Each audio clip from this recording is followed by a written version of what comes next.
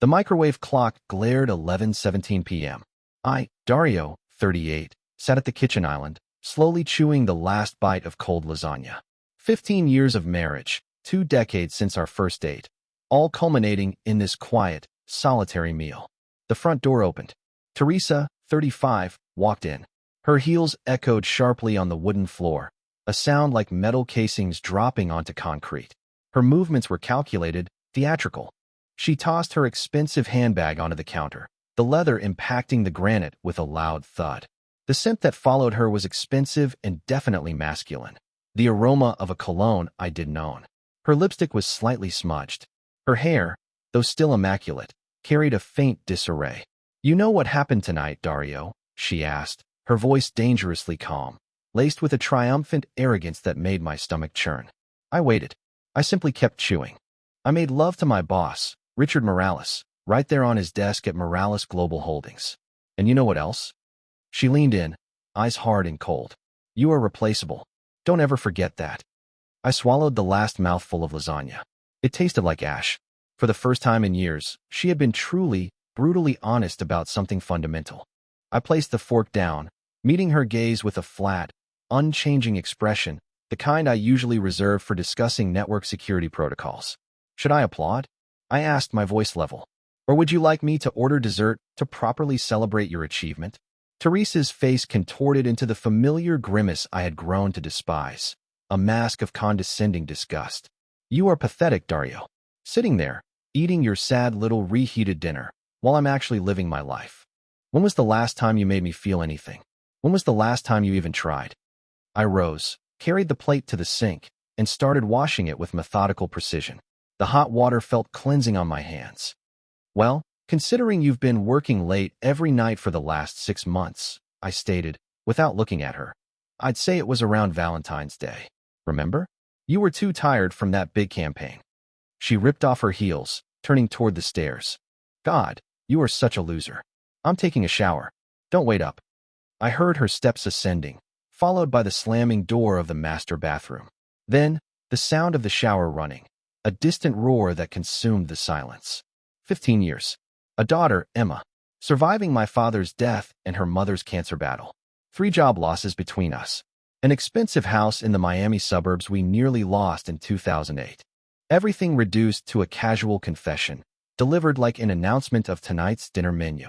I walked to the kitchen pantry, pulled out a stack of heavy-duty garbage bags, and headed upstairs. My mind was sharp, focused. No room for anger, just surgical intent. Teresa's side of the walk-in closet was a monument to her priorities. Designer dresses, shoes that cost more than my monthly car payment, bags that screamed status. I began pulling everything off the hangers and stuffing it into the bags. 20 minutes later, 3 bags were full, and I was starting on a 4th.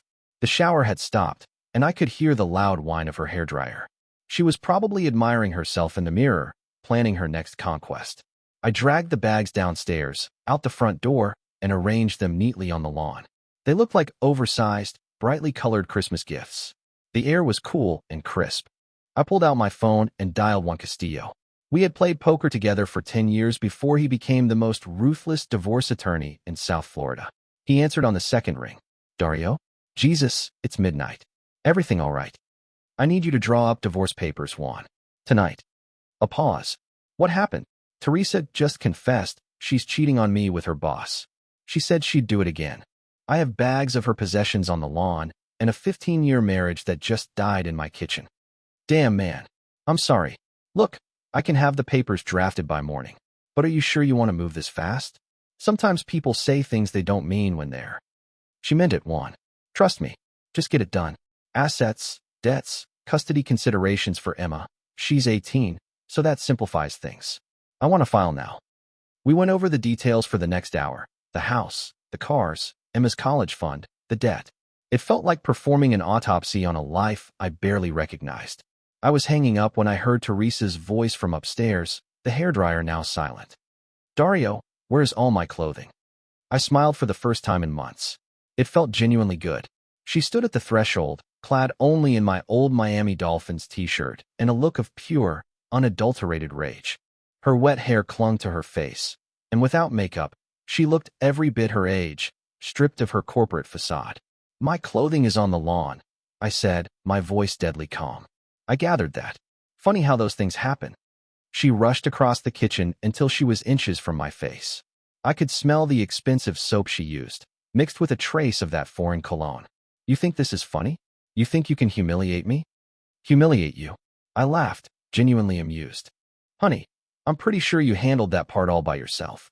I'm just helping with the logistics. Plot twist 1, the rapid response. The doorbell rang before she could retort. Through the sidelight, I saw a young man in a cheap suit holding a manila envelope. One works fast. Dave Patterson? The courier asked when I opened the door. That's me. Divorce papers, from James Kowalski, attorney. Need your signature on page 3 and page 7. I signed where instructed, thanked him, and shut the door. Teresa stood behind me, her face utterly white. You already filed? I handed her the documents. Seemed like the next logical step.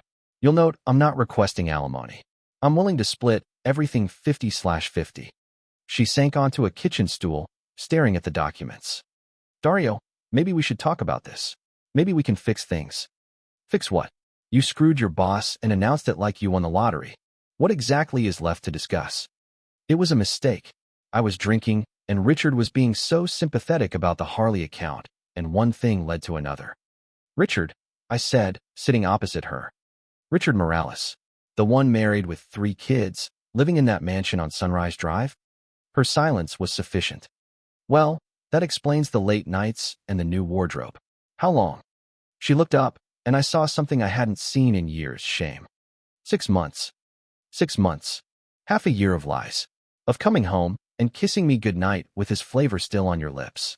6 months of sitting across from me at dinner, planning your next betrayal. I stood up. Sign the papers, Teresa. What about Emma? She's going to be devastated. Emma is 18 and in college. She'll survive. Children are resilient that way. Teresa signed where indicated. Her hands trembled slightly. I never wanted it to end like this, she whispered, tears welling up. You wanted it to happen in secret. There's a difference. She went upstairs to change.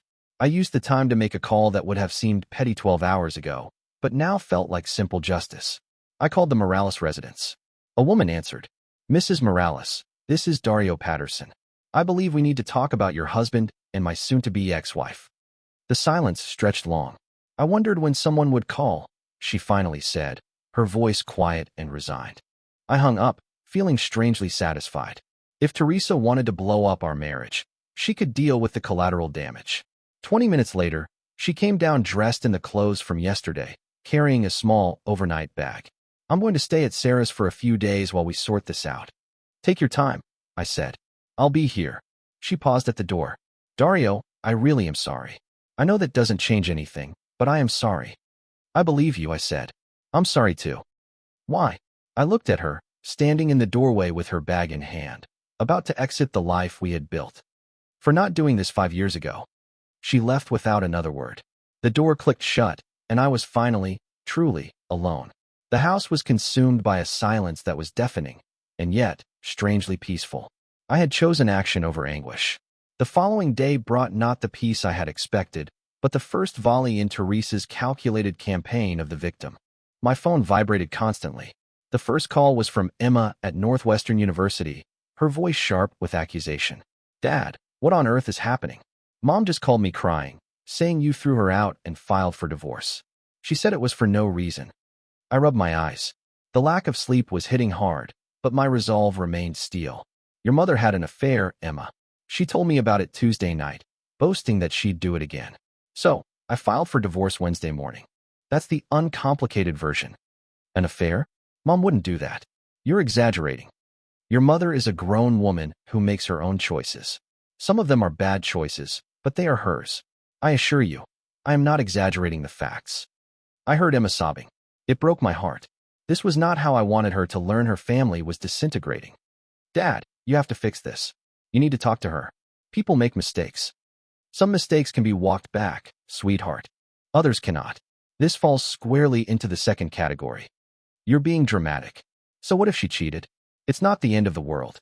Half the couples in America deal with infidelity and move past it. Half the couples in America don't have wives who announce their infidelity as a point of pride, vowing to repeat the action. She announced it like a promotion, Emma. That stopped her. Silence stretched across the line. She said that word for word? She did. Maybe she was drunk. Maybe she didn't mean it. But I am not spending the next 20 years finding out. I won't live under a cloud of maybe. Emma hung up on me. No goodbye? I wasn't surprised. She had always been closer to Teresa, and Teresa had spent years cultivating the role of the fun, adventurous parent, leaving me with the role of the steady, responsible provider. Now, I was the villain, the one who broke the family over a simple mistake. The next call came an hour later. It was Mickey, my brother, calling from Phoenix. Teresa called Linda, he said without preamble. Said you lost your mind and kicked her out for nothing. Linda, Mickey's wife, was kind-hearted and had always adored Teresa. I could easily picture the tearful, manipulative conversation. Did she mention the part where she's been sleeping with her boss for 6 months? Jesus, Dario. Are you serious? Dead serious. She confessed Tuesday night. Said she'd do it again. I filed Wednesday morning. Damn, man. I'm sorry. What do you need? That was why Mickey was my favorite person. No judgment. No sermons about the sanctity of marriage or trying harder. Just, what do you need? I need people to know the truth. Teresa has already started her narrative campaign to make me look like the unstable lunatic. I won't fight dirty, but I refuse to let her rewrite history. Consider it done. Linda is going to be furious when she realizes Teresa manipulated her. Teresa is excellent at manipulation. That's how she got where she is. We talked for another 20 minutes. Mickey offered to fly out, but I told him I had it handled. The truth was, I felt more in control than I had in years. The world had shattered, but I was firmly holding the hammer. The rest of the day passed in quiet efficiency. I worked on a network security proposal for a new client, ordered Chinese takeout, and watched a baseball game. It felt strangely normal, devoid of Teresa's constant, low-level criticism. Around 10 p.m., my phone vibrated with a text from an unknown number. I am Richard Morales. We need to talk. I stared at the message. I typed a reply. I don't think we do. My wife is your problem now. The response was immediate. My wife threw me out. This is your fault. My fault?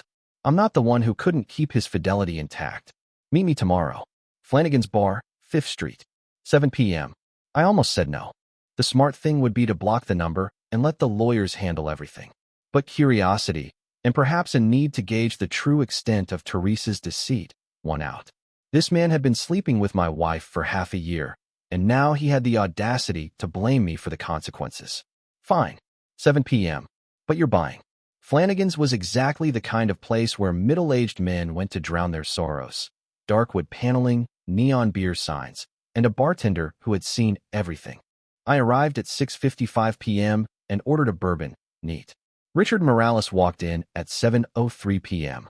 I recognized him instantly from his pictures in the business section of the newspaper, tall, graying, wearing a suit that cost more than my mortgage payment. He looked precisely like the type of man who would convince himself that cheating on his wife was just another successful business transaction. He spotted me at the bar and approached, extending his hand as if we were at a networking event. Dario Patterson. I looked at his hand but didn't take it. Richard Morales, the man who's been having sex with my wife. He dropped his hand awkwardly and slid onto the stool next to me. Look, Dario, this is uncomfortable for both of us. It's not uncomfortable for me. I'm just enjoying a drink. The bartender came over. Richard ordered a single malt scotch on the rocks, high quality, naturally. He took a large sip and turned back to me. Look, I know you're angry, but we're both victims here. I nearly choked on my bourbon. Victims? How exactly are you a victim, Richard? Teresa pursued me. She made it clear she was unhappy in her marriage, that you two were essentially roommates. She said you hadn't touched her in years. And you believed her? Why wouldn't I? She's an attractive woman, obviously intelligent, and she seemed genuinely lonely. I signaled the bartender for a refill. This conversation was going to require more alcohol. Let me ask you something, Richard. In all those late-night conversations about her terrible marriage, did Teresa ever mention that I had been begging her to go to couples therapy for the last 3 years? Did she tell you about the weekend getaway I planned for our anniversary, which she canceled due to a work emergency? Did she mention the reason I stopped trying to initiate intimacy was because she kept rejecting me? Richard's confident expression faltered. She said you had drifted apart. We had, because she was planning her exit strategy, and you were a major part of it. I studied his face. Tell me, How long did she wait before suggesting you leave your wife? The look in his eyes told me everything. Jesus, I said. She already pitched the idea, didn't she? Probably painted a picture of you two riding off into the sunset. Her helping you run Morales Global, maybe even rebranding it Morales Patterson Enterprises. It's not like that, he weakly protested. Don't lie. Let me guess. She told you she never truly loved me, that she only stayed for Emma. But now that Emma's at college, she's free to follow her heart? She probably said you two have a connection she's never felt before. Richard was staring into his drink now. I could see the gears turning.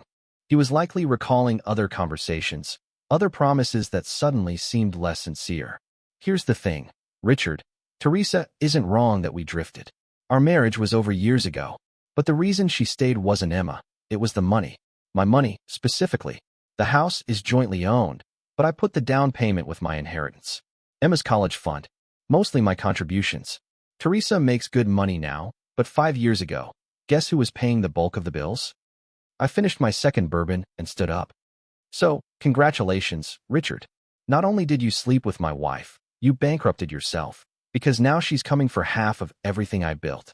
And once that's settled, she's coming for half of everything you built. And the truly beautiful part? She'll probably do it to you the exact same way she did it to me. I tossed a $20 bill onto the bar and walked toward the door. Dario, wait. Richard called out. What am I supposed to do now? I looked back at this powerful, successful man who had just realized he'd been expertly played by someone more cunning than himself. I almost felt sorry for him. The same thing I'm doing, I advised. Pick up the pieces and try not to make the same mistake twice. I left him sitting there, staring into his drink. Outside, the Miami air felt cleansing on my face. I realized I was smiling. For the first time since this ordeal began, I felt like I had genuinely won a round. The conversation with Richard Morales solidified my path. I was no longer driven by raw anger, but by a quiet, measured determination. I was protecting myself, and perhaps, indirectly, forcing a reckoning on those who had chosen to be willfully blind. The phone call I had been anticipating, yet dreading, arrived the next day. Tom Bradley, my best friend since college, the best man at my wedding, and Emma's godfather. Dario, what in the hell is going on? He demanded. Teresa called Janet last night, crying about how you've snapped and thrown her out over a misunderstanding. Janet was Tom's wife, another integral component of Teresa's carefully cultivated support network. I could easily reconstruct the scene. Teresa, distraught at her friend Sarah's house, spinning her version of events to anyone who would listen. There was no misunderstanding, Tom. Teresa has been having an affair for 6 months. She announced it to me, proudly, and vowed to continue it. I filed for divorce. Come on, man. Teresa wouldn't do that. You two have been together your whole lives. 15 years of marriage. Apparently, that means less than I thought it did. There was a long pause, heavy with judgment. Look, Dario, I know you've been under a lot of stress lately, but isn't divorce a bit extreme? Maybe you should try counseling. I felt a cold sensation settle in my stomach, the chilling realization of shifting allegiances. Stress? Tom, she confessed to cheating on me. What part of that scenario suggests that counseling will fix things? People make mistakes when they're unhappy, he insisted. Janet thinks maybe Teresa was just trying to get your attention. You know, a desperate cry for help. A cry for help. I repeated the words slowly, tasting the bitterness. She cried for help by sleeping with her boss on his office desk? That sounds more like a declaration of independence than a plea. You don't have to be so vulgar about it. Vulgar, Tom? She was vulgar. I'm merely reporting the facts. Another pause. Janet also thinks you might be having some kind of midlife crisis. The way you've been acting, throwing Teresa's things on the lawn, humiliating her in front of the neighbors, it's not like you. There it was. In the span of 48 hours, I had been successfully cast as the villain. Teresa was the wounded victim, and I was the volatile husband who couldn't handle his wife's error. What exactly has Teresa told you? That you've been cold and distant for months, that you stopped showing affection, that she felt alone and made a bad choice. And instead of trying to work it out, you humiliated her. I slumped into a kitchen chair. This was Teresa's genius, taking every legitimate complaint I had about our decaying marriage and twisting it to make my neglect the cause of her infidelity, not the result of her emotional detachment years prior. Tom, 3 months ago, I suggested we take a weekend trip. Just the two of us. You know what she said? She was too busy with work. Maybe next year. 2 months ago, I booked dinner reservations at that exclusive downtown restaurant for our anniversary. She canceled an hour before because Richard Morales needed her to review a presentation. Last month, I suggested we revive date night, maybe once a week, just to reconnect. She called it forced and artificial. She was either already steeped in guilt or simply didn't want to complicate her plan by pretending she cared. Tom sighed, sounding genuinely conflicted. Look, Dario, I'm not taking sides here. I'm just saying, maybe you should think this through before doing something permanent. You have a history. You built a life. We had a history, past tense. And the life we built together ended the night Teresa decided to construct a new one with someone else. We ended the call minutes later. I knew the friendship would never be the same. Tom had chosen a narrative, and it wasn't the one based on my 25 years of loyalty. He had opted for the comfortable lie over the difficult truth. I didn't have to wait long for the rest of my circle to follow suit. Our monthly poker game was scheduled for Saturday night at my house, as it had been for 15 years. I spent Friday preparing, cleaning the basement, buying beer and snacks, setting up the card table. The routine was mechanical, a comforting imitation of normalcy. Saturday afternoon, Tom called again. Dario, we're going to have to cancel tonight. Why? Is someone sick? It's just, with everything going on, we think it might be better to skip this month. Everything going on? You mean my divorce? It's awkward, man. Richard and Marcus both think you're handling this badly. And honestly, I do too. Maybe you should talk to someone, get some perspective. What perspective do I need, Tom? My wife cheated. I divorced her. It's not complicated. The way you're talking about Teresa, the anger in your voice, it's unhealthy. Janet thinks you might be having some kind of breakdown. I looked around my basement, at the neatly arranged card table, the stocked beer fridge, the bowl of chips I had bought that morning. 20 years of Saturday night poker, and now I was too unstable to host. So that's it, I said, my voice empty of emotion. 20 years of friendship, and you're cutting me off because I won't pretend my cheating wife is a victim? No one is cutting you off. We just think you need time to get past your rage. How much time? A month? A year? Or just until I'm ready to apologize to Teresa for embarrassing her? Tom didn't answer. That was the answer. Tell Richard and Marcus I said goodbye. I said, and hung up. I sat in my silent basement for a long time. Then I called Mickey. They chose her, I stated simply. Who? My friends. Tom, Richard Chun, Marcus Webb. They think I'm having a breakdown because I won't forgive and forget. They canceled poker night because I'm too unstable. Mickey was silent for a moment. They're fools, Dario. You don't need friends like that. 20 years, Mick. 20 years of friendship, gone because I wouldn't play the role of the understanding, compassionate husband. You know what this means, right? Mickey said, that I'll be spending a lot more Saturday nights alone. It means you're free. Free of a cheating wife, free of opportunistic friends, free of pretending everything is fine when it isn't. Sometimes, losing everything is the best thing that can happen to you. The word resonated with me after we hung up. Free. Free from Teresa's criticism, her manipulation, her constant dissatisfaction. Free from friends who preferred comfortable lies to uncomfortable truths. Free to discover who I was without them. The thought was terrifying and exhilarating all at once. 3 weeks later, I sat in Juan Castillo's office, signing the final divorce papers. Teresa sat opposite me with her lawyer, a sharply dressed woman named Patricia Hoffman, specializing in separating successful men from their assets. My client feels Mr. Patterson has been vindictive and unreasonable throughout this process, Hoffman stated, sliding a revised settlement proposal across the table. The emotional distress caused by his public humiliation of Mrs. Patterson must be factored into the financial arrangements. Juan snorted. Emotional distress? Your client confessed to adultery and announced she'd repeat the action. My client's response was proportionate. Throwing her belongings onto the lawn in front of neighbors was juvenile and cruel. Sleeping with her boss for 6 months was juvenile and cruel. I interjected quietly. Putting her things outside was merely efficient. Teresa spoke for the first time. Dario, please, can we just end this without more hostility? I looked at her across the table. She wore a new, expensive dress, likely purchased using our joint account before I had closed it. Her makeup was flawless. She looked like a woman who had gotten everything she wanted. You're right, I said. Let's end it. I signed where Juan indicated. And just like that, 15 years of marriage became a stack of legal documents. Teresa got half the value of the house, half my retirement fund, and half the assets. I got my freedom and the satisfaction of knowing she would have to divide her spoils with Richard Morales' wife when that divorce finally concluded. As we were leaving the building, Teresa caught up to me in the parking lot. Dario, wait. What? Dario, I know you hate me, and I understand why, but I want you to know I never wanted things to end badly between us. How did you want them to end? She looked genuinely confused. What do you mean? You had an affair for 6 months. You lied to me every day. You made me feel crazy when I suspected something was wrong. You humiliated me in front of our friends and family. How exactly did you envision this ending? I thought maybe you wouldn't find out. Or if you did, maybe we could work through it. Work through it? You told me you'd do it again. I studied her face, searching for some sign of the woman I fell in love with 2 decades ago. She was still there, buried deep under layers of ambition, selfishness, and cruelty.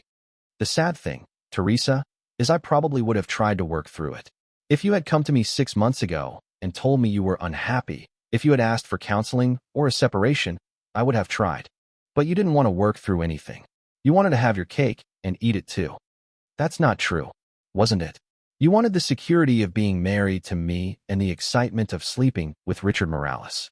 You wanted me to pay the bills while you played house with your boss. The only thing you didn't want was to face the consequences of your choices. She started to cry then. For a moment, I felt the old, reflexive urge to comfort her. But that instinct belonged to the old Dario, the one who spent years tiptoeing around her moods. I'm sorry, she whispered. I'm so sorry, Dario. I know, but sorry doesn't fix this. I walked away, leaving her crying in the parking lot. It should have felt like a victory, but mostly it felt empty. The war was over, but the rebuilding had just begun. The house felt less like a museum of a failed marriage and more like a home.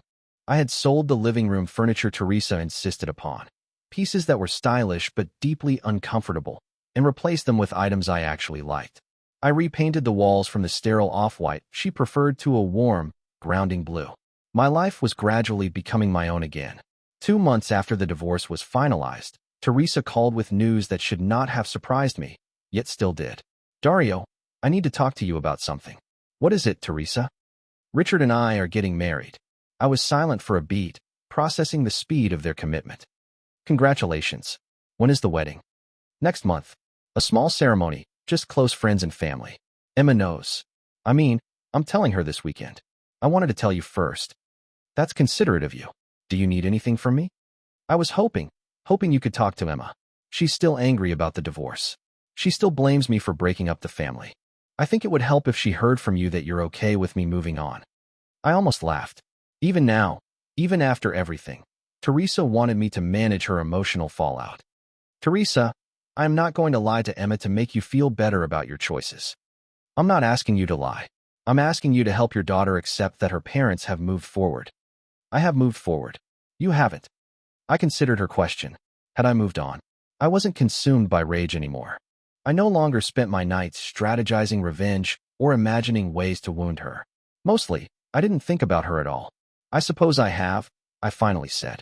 But that doesn't mean I'm going to help you manage Emma's feelings about your new marriage. She is your daughter, too, Dario.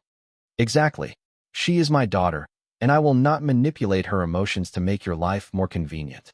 Teresa sighed. I had hoped we could be civil adults about this. We are being adults. Adult consequences for adult choices. She hung up without saying goodbye, which suited me fine. Emma called that night, her voice heavy with tears. Dad, Mom told me she's marrying Richard Morales, the man she cheated on you with. I heard. How do you feel about it? How do you think I feel? It's disgusting. It's like she's showing off, you know? Like she's proud of what she did. Maybe she is proud.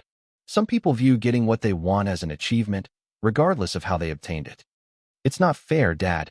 She destroyed our family, and now she gets to be happy while you're alone. Emma, I'm not alone. Not entirely. More importantly, I'm not unhappy. I am perfectly fine. I looked around my living room. I had redecorated after the divorce, eliminating furniture that reminded me of Teresa and buying pieces I genuinely liked. My books lined the shelves, my music was on the stereo, my life was mine. Your mother didn't destroy our family, sweetheart. She ended a marriage that should have ended years ago. There's a difference. But don't you miss her? Don't you miss what you had? I miss the woman I thought I married. I miss the life I thought we were building together. But both that woman and that life were illusions. I don't miss the reality of what our marriage actually was. Emma was silent for a long moment. I don't know if I can go to the wedding. That's your decision. But whatever you decide, make sure it's based on what you can live with, not on anger or misplaced loyalty to me. What would you do? I'd probably skip it, but I'm biased. She laughed, the first genuine, light sound I had heard from her in months. Yeah, you are. Emma, I want you to know something. Your mother isn't evil. She's just someone who makes selfish choices and then convinces herself they are justified. That doesn't make her happy, and it doesn't make her life enviable. How can you say that? She got everything she wanted. She did. She wanted security and excitement, stability and passion. She wanted to be married to me and sleep with Richard Morales. She wanted our friends to support her and our family to understand her. She wanted to have her cake and eat it. And she failed. She lost our friends when the truth came out. She lost the respect of our family. She lost you, at least partially. And she's about to marry a man who cheated on his wife with her, meaning she's marrying someone she knows can't be trusted. That's not getting everything you want. That's getting what you deserve. We talked for another hour. By the end, Emma sounded lighter, less burdened. She was beginning to see the situation clearly, unclouded by guilt. Dad, I'm proud of you, she said before we hung up. Why? For not letting her destroy you. For being strong enough to leave. It wasn't strength, sweetheart. It was self-preservation. It's the same thing, isn't it? Perhaps it was. I had planned to do nothing about Teresa's wedding. I had moved on, built a new life, made peace with the past. But 3 days before the ceremony, something happened that changed my mind. I was having lunch at a local cafe when I overheard a conversation at the next table. Two well-dressed women, gossiping. Did you hear about Teresa Patterson's wedding this weekend? The one marrying her boss? How could I not? It's all anyone talks about. Sarah Queerman is telling everyone at the country club that Teresa is the victim in all this, that her ex-husband was controlling and emotionally abusive, and she had to have an affair just to feel alive again. I nearly choked on my sandwich. Even now, even after the divorce, Teresa was still running her victim narrative. And worse, people were still buying it. That's terrible. Poor woman. I know, right? And apparently, the ex-husband is still stalking her, trying to sabotage the wedding. Sarah says Teresa is terrified he'll show up and cause a scene. I paid my bill and left, my appetite gone. That night, I made a decision that was probably unwise, but felt absolutely necessary. I called Emma. Sweetheart, I need to ask you something, and I need you to be honest with me. What is it, Dad? Are you going to your mother's wedding? Yes. I decided I should be there for her, even if I don't approve of how it all happened. I understand, and I support your decision. But Emma, I need you to do something for me at the wedding. What? I need you to give your mother a gift from me. There was a long pause. Dad, what are you planning? Nothing dramatic. Just a wedding present, something she deserves. I don't like the sound of this. Trust me, sweetheart. It's not what you think. The next morning, I went to a printing shop and had a beautiful wedding card made with gold lettering and elegant script. Inside, I wrote a simple message. Congratulations on your wedding, Teresa. I hope you and Richard are very happy together. You deserve each other. Along with the card, I included a small gift box. Inside the box was a flash drive containing copies of all the text messages between Teresa and Richard during their affair, along with the emails I found on her old laptop detailing her plans to leave me and secure the maximum settlement. But the real gift was the note I attached for Richard. Richard, these are the messages your new wife sent during our marriage.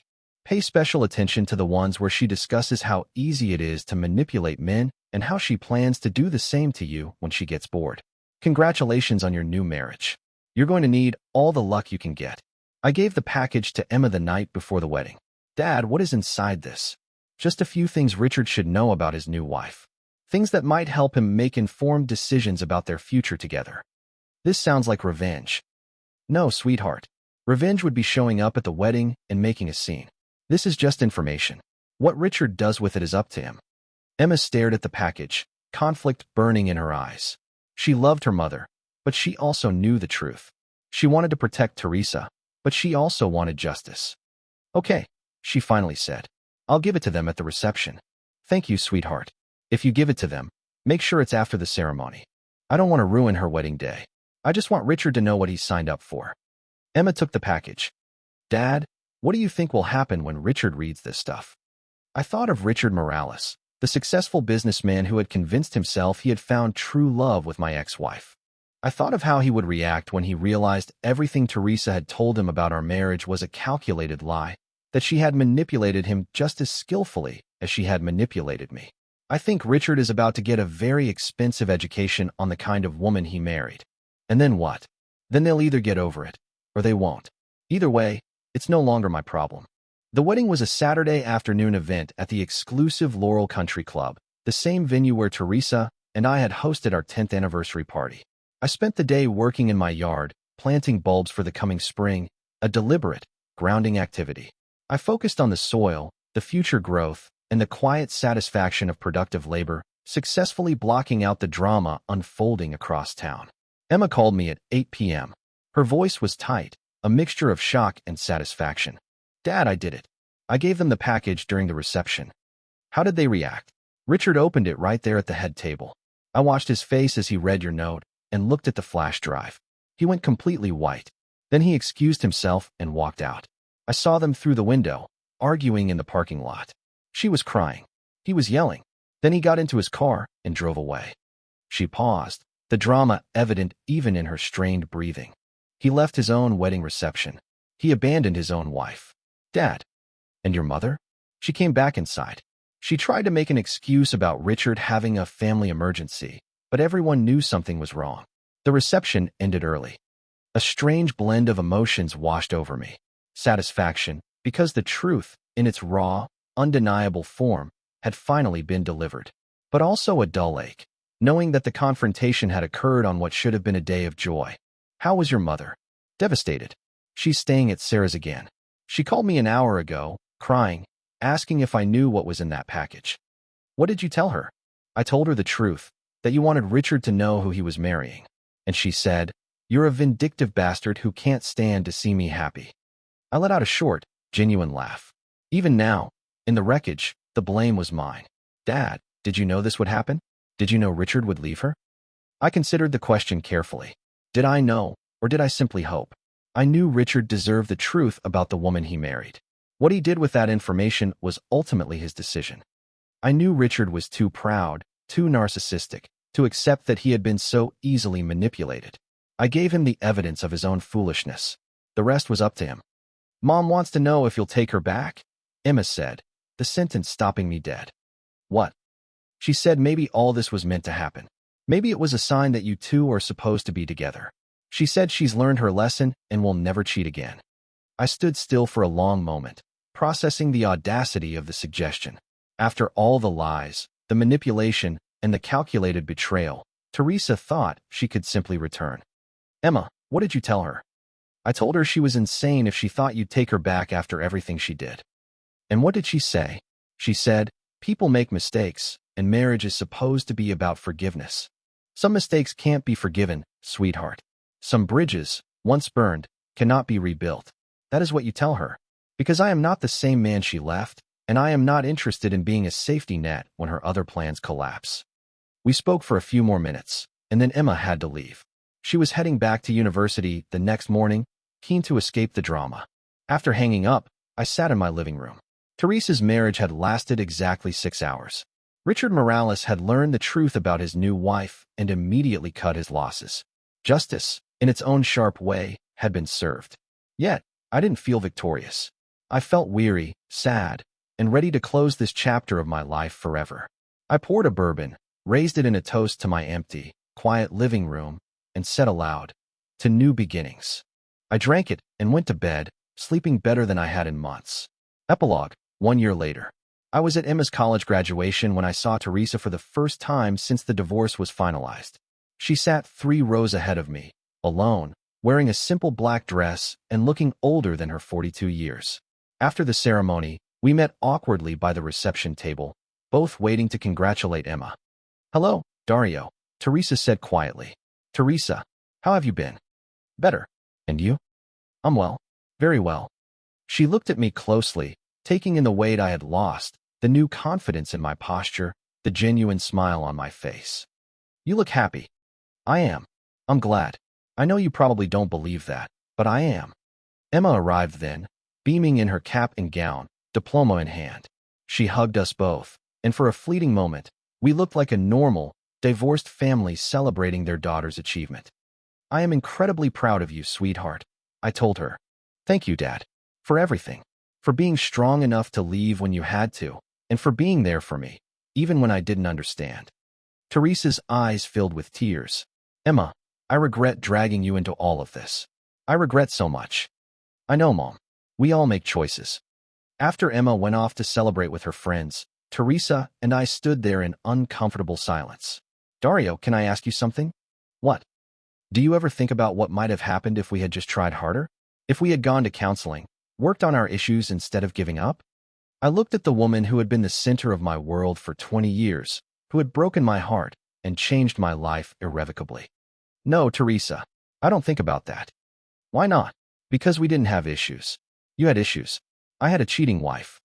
She flinched. That's not fair. Fair? You want to talk about fairness? Fair would have been you coming to me when you were unhappy instead of running to Richard Morales. Fair would have been you asking for a divorce instead of starting an affair. Fair would have been you taking responsibility for your choices instead of blaming me for not being understanding enough. I know I made mistakes. Stop. Just stop. I held up a hand. You didn't make mistakes, Teresa. You made decisions. Deliberate, calculated decisions. And those decisions had consequences. I lost everything, Dario. Richard left me. Our friends turned against me. Even Emma barely speaks to me. Wasn't that punishment enough? I looked at her, truly looked at her, and for the first time in over a year, I felt a flicker of pity. That wasn't punishment, Teresa. That was just life. You gambled everything on a man who turned out to be as self-serving as you are, and you lost. That's not my fault, and it's not the universe punishing you. It's just the natural consequence of your actions. So that's it. No forgiveness, no second chances. I forgave you a long time ago, Teresa. Not for your sake, but for mine. Carrying that anger was poisoning me. But forgiveness doesn't mean I'm willing to let you hurt me again. She began to cry. I recognized the old instinct to offer comfort, but it was just a reflex belonging to a man who no longer existed. I need to go, I said. Dario, wait. What if I told you I've changed? What if I told you I understand now what I threw away? I turned back. Then I would say, you're a year too late. I walked away and didn't look back. Outside the auditorium, Emma was waiting. How did it go with Mom? It went exactly as it needed to go. She's not doing well, Dad. She's been alone since Richard left. She lost her job at Morales Global. She had to move in with Sarah. I think she finally realizes what she lost. I'm sorry she's having a hard time, Emma, but it is no longer my problem to solve. I know. I just feel bad for her. You can feel bad for her without trying to fix her life. That's a lesson that took me 15 years to learn. Emma hugged me. I love you, Dad. Thank you for showing me what self-respect looks like. I love you too, sweetheart. As I drove home that evening, I thought about the conversation with Teresa. A year ago, seeing her cry would have broken my heart. Tonight, it barely registered as a minor inconvenience. I thought of Richard Morales, who had apparently learned his lesson and was now engaged to a woman his own age who had never been married. Smart man. Most importantly, I thought of myself, the man I had become over the last year. Stronger, more confident, unwilling to accept disrespect or dishonesty from anyone. It had been an expensive education, but it was worth every penny. When I arrived home, I poured a bourbon and sat on my back deck, looking at the garden I had planted and the life I had built from the ashes of my marriage. My phone vibrated with a text. It wasn't Teresa. It was from Jennifer, someone I had met at a bookstore. We'd had 3 dates. She was everything Teresa wasn't. Honest, straightforward, genuinely kind. Hope Emma's graduation went well. Looking forward to dinner tomorrow night. I smiled and replied, it was perfect. See you tomorrow. I finished my bourbon and walked inside, locking the door behind me. Tomorrow was a new day, with new possibilities and new adventures. The past was finally, truly behind me. And for the first time in over 20 years, I was exactly where I wanted to be.